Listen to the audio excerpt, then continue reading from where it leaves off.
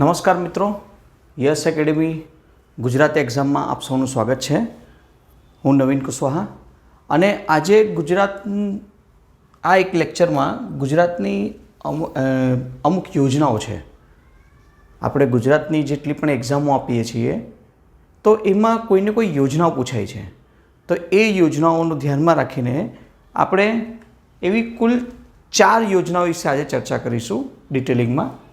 કે બાલ કલ્યાણ માટે પાલક માતા પિતાની એક યોજના છે, વૃદ્ધ વ્યવસ્થા માટે નિરાધાર વૃદ્ધ સહાય અને ઇન્દિરા ગાંધી રાષ્ટ્રીય પેન્શન યોજના છે, આવાસ અને સંકટ નિવારણ ડૉક્ટર આંબેડકર આવાસ અને રાષ્ટ્રીય કુટુંબ સહાય યોજના છે એક, અને લગ્ન અને એના માટેની એક યોજના છે, ઠીક છે, બાબા સાહેબ આંબેડકર કુંવરબાઈ મામેરુ યોજના। હવે આ પ્રકારની 4 યોજનાઓ છે જે મહત્ત્વપૂર્ણ યોજનાઓ છે, આપણે એની ચર્ચા કરીશું જે એક્ઝામમાં પૂછાય છે વારંવાર, બરાબર છે।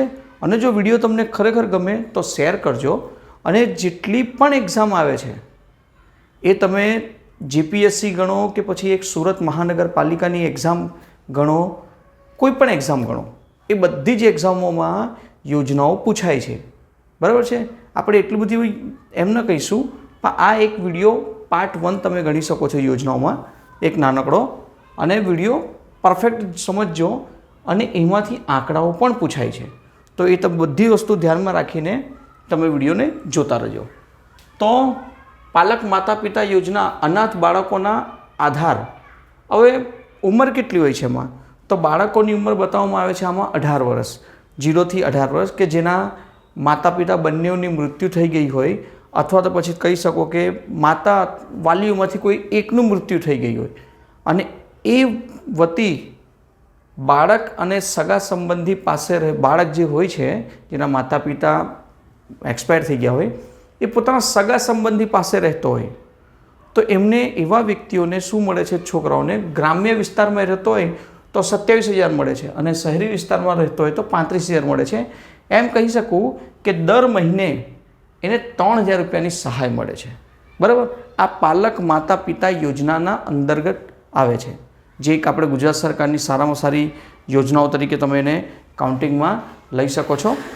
ત્યાર પછી આવે છે વૃદ્ધ વ્યવસ્થા, એટલે વૃદ્ધાવસ્થા પેન્શન।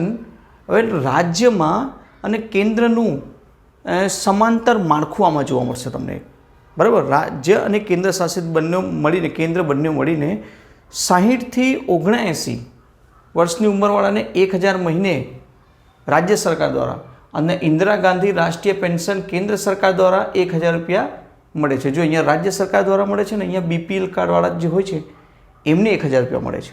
જ્યારે 80 વર્ષ કે તેથી વધુના જો વ્યક્તિ છે તેમને 1,250 રૂપિયા મહિને અને 1,250 રૂપિયા મહિને બંનેમાંથી મળે છે।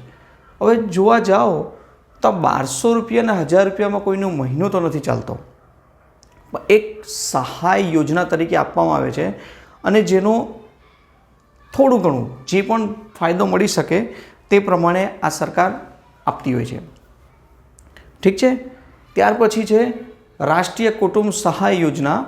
સંકટ સમયની તમે એને સાંકળ કહી શકો, મૃત્યુ પછી 2 વર્ષની અંદાજી જે મળતી હોય છે। હવે શું છે કે ઉંમર 18 થી 60 વર્ષ વચ્ચે કુદરતી કે આકસ્મિક રીતે મૃત્યુ થઈ જાય, કુદરતી કે આકસ્મિક મૃત્યુ, અને બીપીએલ કુટુંબ હોવો જોઈએ। કુટુંબનો મુખ્ય કમાનાર વ્યક્તિ, સ્ત્રી કે પુરુષ કોઈ પણ જો જેની મૃત્યુ થઈ જાય છે તો શું મળે છે? એમાં 20,000 રૂપિયા એક વખતની આર્થિક સહાય। આ સહાય રિકરિંગ વારંવાર નથી, ફક્ત એક જ વખત ચૂકવવામાં આવે છે, વન ટાઈમ, બરાબર। તો આ એક યોજનાઓ તમને જાણવા મળશે આના વિશે। ત્યાર પછી છે ડૉક્ટર આંબેડકર આવાસ યોજના, સ્વપ્નાનું ઘર 4 તબક્કામાં, જે કુલ 1,70,000 રૂપિયા સમથિંગ મળતું હોય છે। કોને મળે છે? અનુસૂચિત જાતિના લોકો માટેની વાત થાય છે, જેમાં આવક મર્યાદા 5 લાખથી પછાત જાતિના આવક મર્યાદા લાગુ પડતી નથી, ઓકે। હવે જુઓ, વહીવટી મંજૂરી 30,000 રૂપિયા તરત જ મળી જાય છે। પછી પ્લાનિંગ લેવલ પર જેમ જેમ તમે ઉપર જશો ઘર બનાવવામાં તો 80,000 મળે છે। પછી સ્લેબ નખાવો છો ત્યારે 50,000 પાછા આવે છે। શૌચાલયનું કામકાજ પૂર્ણ કરશો તો 10,000 એના આવે છે. એટલે કુલ આપણને શું મળે છે? 1,70,000 રૂપિયાની સહાય મળે છે. આ અને જોવા જાઓ તેમાં લખે છે કે 2025-26થી 50,000નો વધારો કરીને 1,20,000, જે પહેલાં કેટલી હતી? 1,20,000 હતી, હવે 1,70,000 થઈ ગઈ છે. તો ઘણા બધા જે વ્યક્તિઓ છે એ ઘર વિહીન છે. ગામડાઓની વાત કરીએ વધારે તો, શહેરોમાં બી આ જોવા મળે છે. શહેરોની કિંમત અલગ હોય છે, બરાબર છે. નેક્સ્ટ છે સવિતાબેન આંબેડકર જ્ઞાતિ લગ્ન સામાજિક સહાયતાની વાત કરીએ તો નાની બચત પ્રમાણપત્રો પતિ પત્નીની સંયુક્ત નામે 1 લાખ. હવે શું છે? હિન્દુ ધર્મની અનુસૂચિત જાતિ SC અને હિન્દુ ધર્મની અન્ય જાતિ નોન SC એમના માટે છે. આ ખાલી શું છે? નાની બચત પ્રમાણે 1 લાખ રૂપિયા, ઘર વપરાશના સાધનો ખરીદવા માટે 1,50,000 રૂપિયા, કુલ આર્થિક સહાય 2,50,000 રૂપિયા આપવામાં આવે છે. એનું આખું ડિટેલિંગ તમે જ્યારે વાંચો, આપણે ખાલી આંકડાની દ્રષ્ટિએથી વાત કરીએ છીએ, બહુ વધારે ડિટેલિંગમાં એટલા માટે નથી જતા કેમ કે જેટલી વસ્તુ પૂછાઈ જાય છે સવાલોમાં, આંકડા વધારેતર પૂછાય છે અને આપણે આંકડાઓથી દૂર ભાગીએ છીએ, બરાબર છે. યોજનાઓનું મુખ્ય કારણ તો એ જ છે કે એનાથી જે લાભ મળે છે ને આંકડાઓ કયા છે એ યાદ રાખવાનું હોય છે, બરાબર. નેક્સ્ટ છે કુંવરબાઈનું મામેરું, દીકરીના લગ્ન પ્રસંગ સામાજિક આધાર 12,000ની આર્થિક સહાય, અનુસૂચિત જાતિ, ગરીબ અને નબળી આર્થિક પરિસ્થિતિ ધરાવતા કુટુંબોની કન્યાઓ માટે 12,000 રૂપિયાની સહાય આપવામાં આવે છે. આ ગુજરાતમાં આવકની મર્યાદા 5 લાખ સુધી, કુટુંબ દીઠ મહત્તમ 2 મુખ્યાતની કન્યાઓને આ યોજનાઓ મળશે, 2 કન્યાઓ માટે, બરાબર.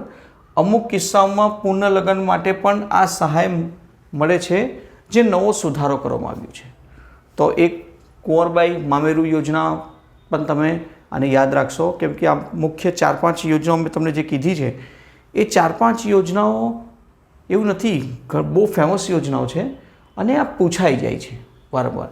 તો આપણે આંકડાઓની સાથે બધું યાદ રાખવાનું છે. તમારી સામે જો આંકડાઓ બતાવે છે, પાલક માતા પિતા મામેરું 12,000, પછી કુટુંબ સહાય 20,000, આવાસ યોજના 1,70,000, આંતરજ્ઞાતિ લગ્ન તો એ 2.5 લાખ એ, અને વૃદ્ધા પેન્શન 1,000થી 1,250.